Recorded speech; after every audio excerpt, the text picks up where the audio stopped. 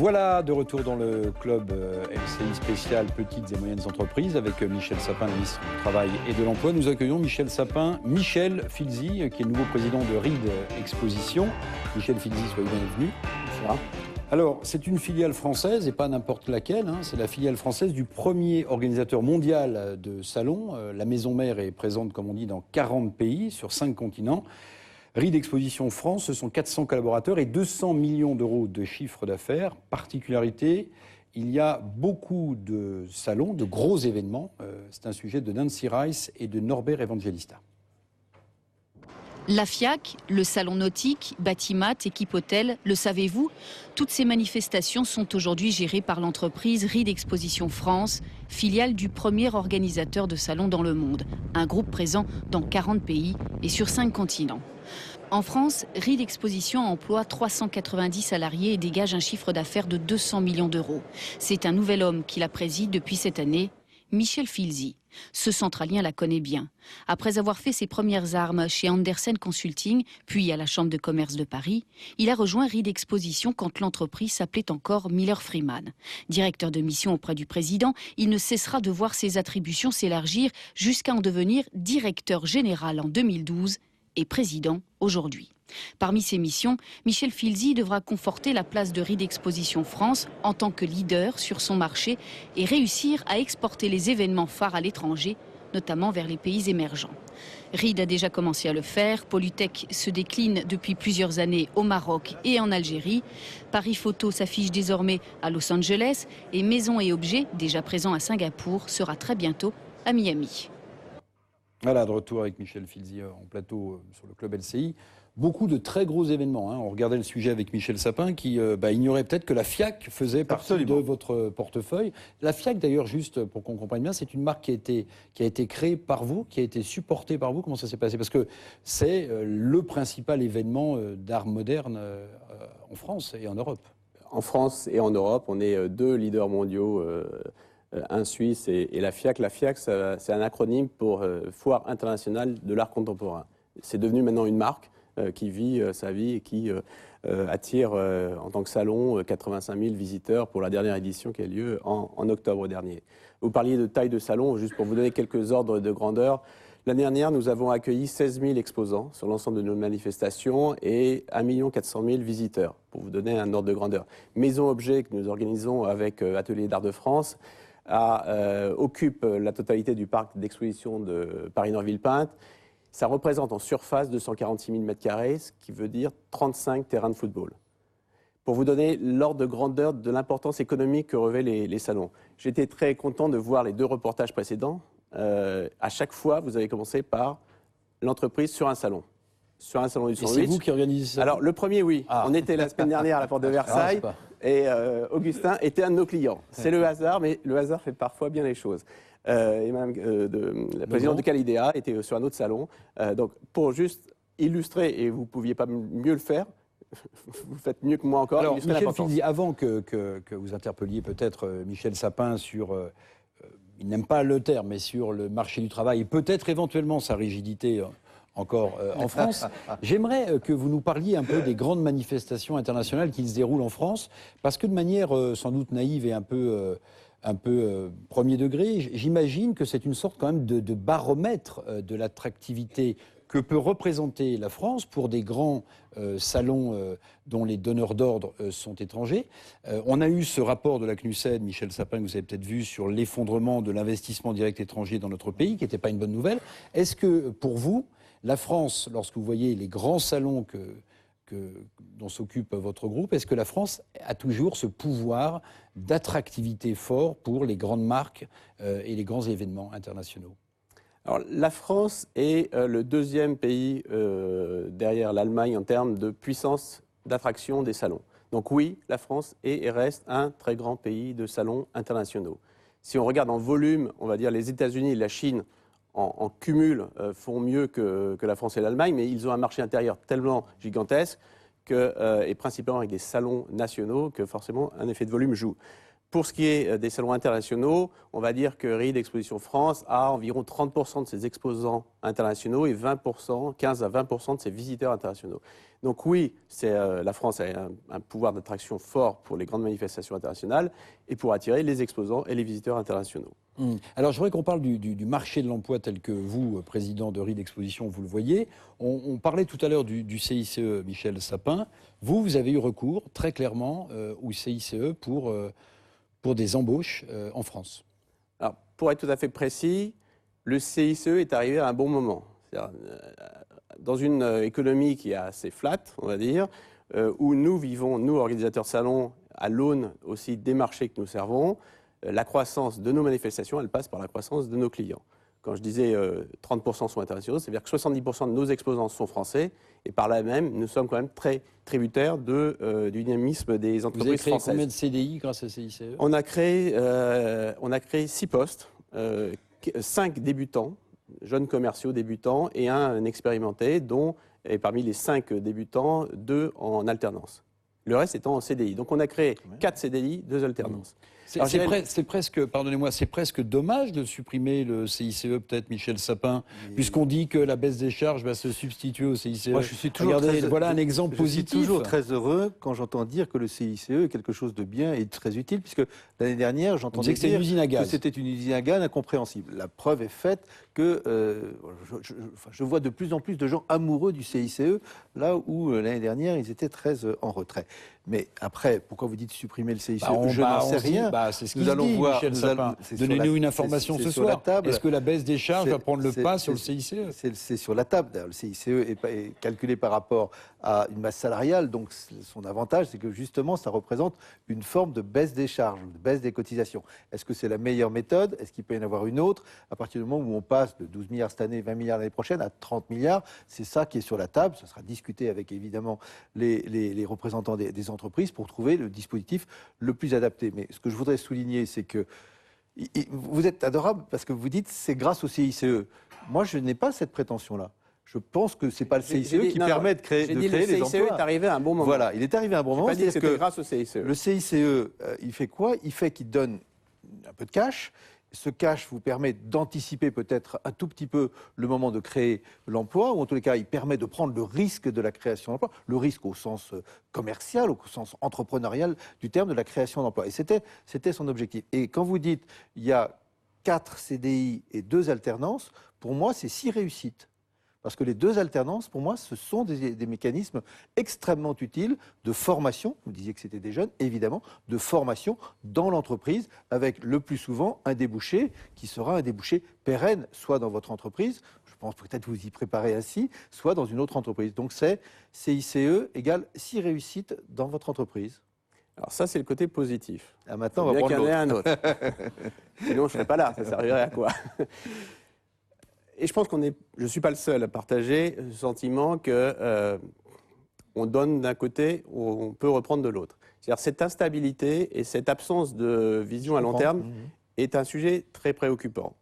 Alors, on a parlé du CICE, positif. Nous, on a économisé, enfin, on a réinvesti, mais on a économisé 300 000 € environ. Très bien. D'un autre côté, ma DRH m'explique que les CDD de moins de 3 mois, on paye plus. On paye plus pour l'assurance chômage des CDD de moins de 3 mois. On paye plus pour les ruptures conventionnelles.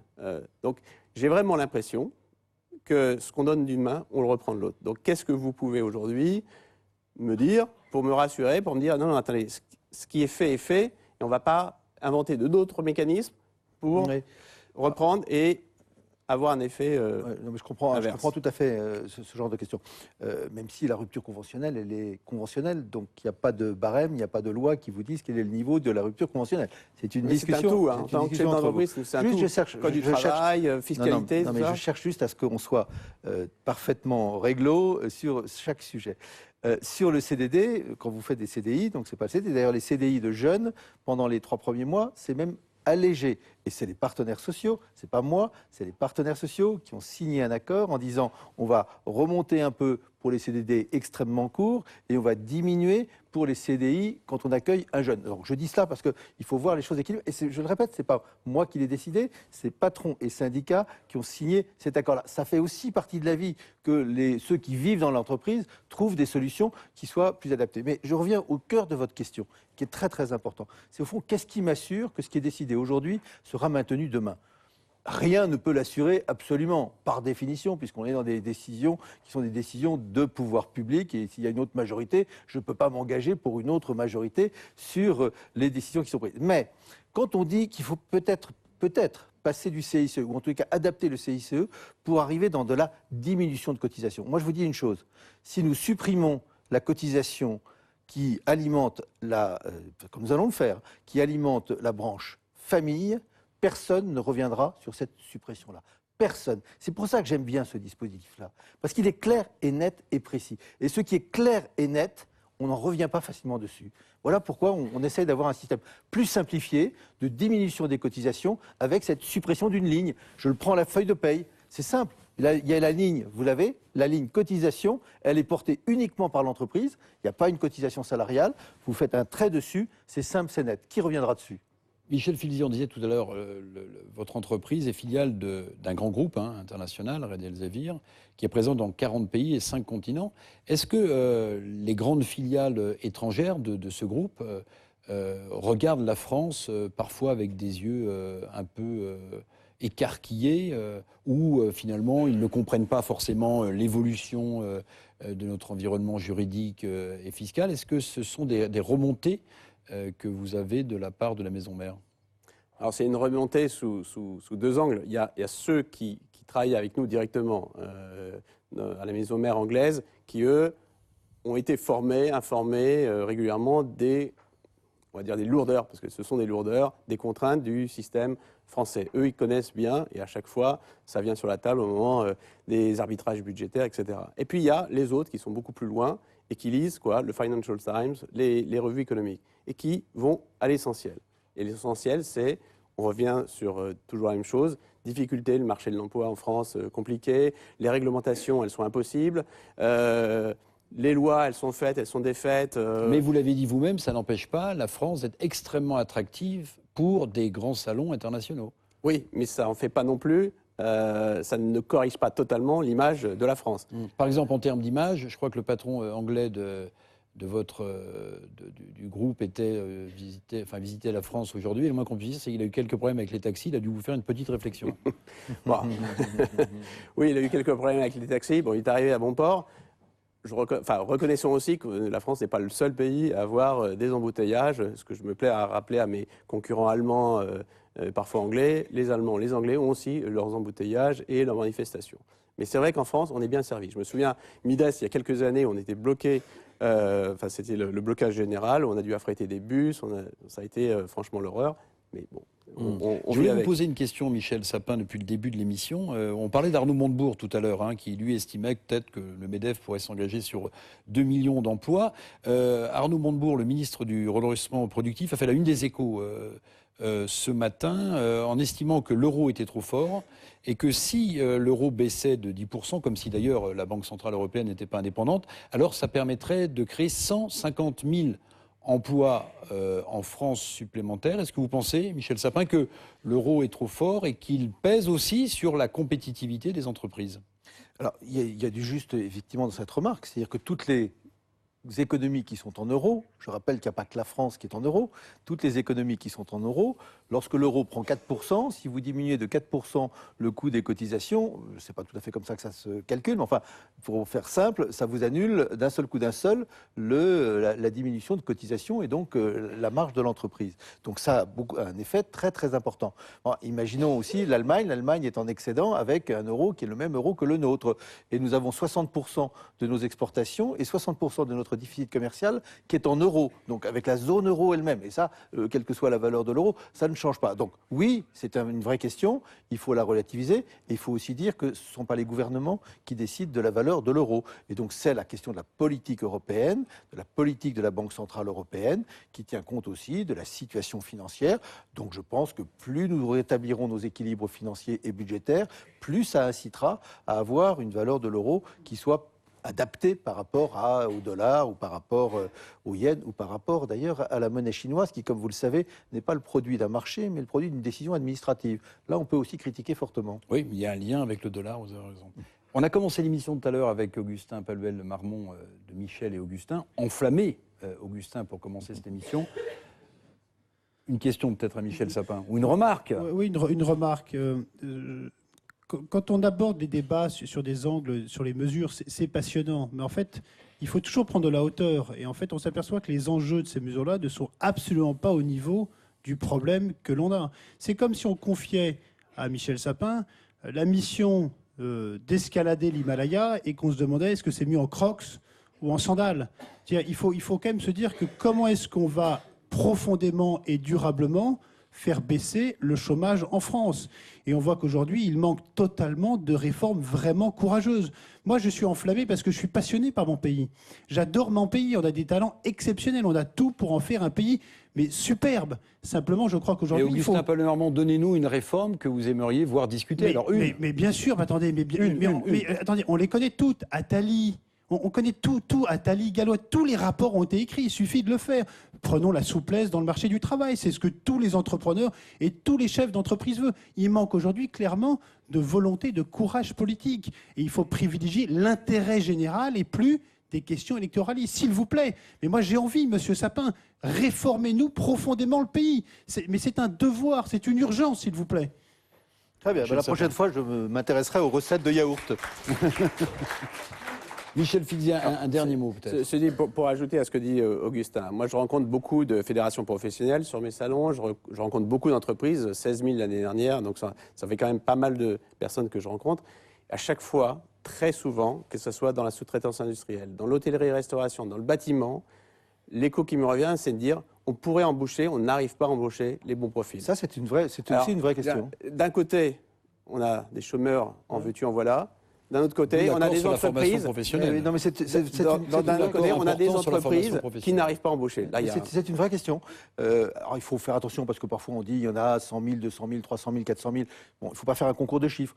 Mais il est exact qu'aujourd'hui, entreprise par entreprise, secteur par secteur, on peut dénombrer des emplois vacants, comme on dit, d'entreprise qui dit je cherche quelqu'un, et puis il y a des chômeurs en face. C'est pas par fainéantise, parce que j'aime pas non plus ce genre de choses, qu'ils ne trouvent. C'est parce qu'il y a le manque de formation. Donc la réforme de la formation professionnelle, c'est peut-être la plus importante de toutes les réformes que nous mettons en place. Oui, on peut réformer, y compris quand on grimpe l'Himalaya en quoi ? Enfin en basket. Ou en voilà. Et ben, je le fais en basket et je réforme profondément la formation professionnelle avec les partenaires sociaux, parce que ça a été décidé par les patrons et les syndicats. Quasiment tous les syndicats qui ont décidé cette réforme qui est une vraie révolution. On va le voir progressivement, je ne veux pas rentrer dans les détails, c'est une vraie révolution, que celui qui cherche du travail ait la formation qui correspond aux besoins de l'économie. C'est simple à dire, c'est pas exactement ce qui se passe aujourd'hui. Merci beaucoup Michel Sapin. Je voudrais remercier évidemment les 3 dirigeants qui ont participé à ce club LCI spécial PME. On termine toujours l'émission par les choix littéraires de nos invités. Michel Sapin, Saint-John-Perse, amer. Alors, amer comme repère, hein, comme quand un bateau est perdu en mer. Est-ce que je peux filer la métaphore en disant qu'on a vraiment besoin de repères en ce moment ? C'est pour ça que je vous parle de ça. D'abord parce que c'est quelque chose qui fait penser à autre chose que le moment de l'instant. C'est de la poésie, et de la très belle poésie. Mais c'est autour de la mer. La mer, c'est le repère, celui qui permet aux navigateurs, je ne suis pas dans l'ascension, mais aux navigateurs, par gros temps, malgré tout, de savoir vers quoi il doit aller. Ça peut servir à tout le monde. Michel Filzi, vous êtes en plateau encore ici, sur cette scène. Donc vous avez choisi, alors, Peste et choléra. Là, c'est un prix Femina, d'ailleurs, hein, de Patrick Deville. Pourquoi est-ce que vous avez choisi ce bouquin ? On m'avait demandé de choisir un livre que j'aime. Donc c'est un livre que j'ai beaucoup apprécié. D'abord, c'est bien écrit, c'est captivant et c'est surtout l'histoire d'un destin extraordinaire, hors norme, d'un personnage hors norme. C'est le découvreur du bacille de la peste en 1894. C'est un explorateur qui a découvert des contrées inexplorées de l'Indochine française et c'est un entrepreneur. Il a introduit les VA en Indochine et il est encore vénéré de nos jours dans ce qui est maintenant le Vietnam. Donc c'est un personnage franco-suisse. C'est pas mal aussi d'avoir des Français, même si tu étais à moitié français, mis à l'honneur et c'est passionnant. Voilà. Augustin Paluel-Marmont, lui, a choisi le livre qui déjà a fait couler beaucoup d'encre, celui de Sophie Péder, qui est la chef du bureau de The Economist à Paris, qui s'appelle Le déni français, Michel Sapin, les derniers enfants gâtés de l'Europe. Et Ça, puis, dans le genre French bashing, c'est pas mal. et puis Sandra Legrand, la présidente de Calidea, elle a choisi Ma petite entreprise a connu la crise. C'est un livre qui a été couronné d'un prix en 2011. J'y ajoute le livre que vient de publier Yvon Gattaz, le père de Pierre Gattaz, qui a été président du CNPF à l'époque où le patronat ne s'appelait pas le MEDEF. Et qui est encore extrêmement vert et extrêmement présent dans le débat. Absolument, ça s'appelle Création d'entreprise, la double révolution et le besoin, répète Yvon Gattaz, que nos entreprises, nos PME grossissent un peu à l'instar de ce que font les PME allemandes pour pouvoir challenger sur les marchés européens. J'aimerais également remercier notre amie, je ne sais pas si elle est là, qui a publié ce livre Destination 107. C'est Clémentine Joléo qui nous a aidés à préparer cette émission et notamment à trouver ces 3 dirigeants de PME, Destination 107, qu'on vous remettra à la fin de cette émission. Voilà, on termine toujours en musique, le club LCI, alors on ne va pas déroger à la règle. On va accueillir ensemble Florent Marchais, un chanteur dont on parle beaucoup. Il va nous interpréter Héliopolis. Alors, c'est tiré d'un album qui a été publié juste à la fin du mois de janvier, qui s'appelle Bambi Galaxy. Il sera à Paris les 11 et 12 avril au 104. Et puis, on le retrouvera au printemps de Bourges le 22 avril prochain. Merci beaucoup de votre fidélité et à bientôt. Bonsoir.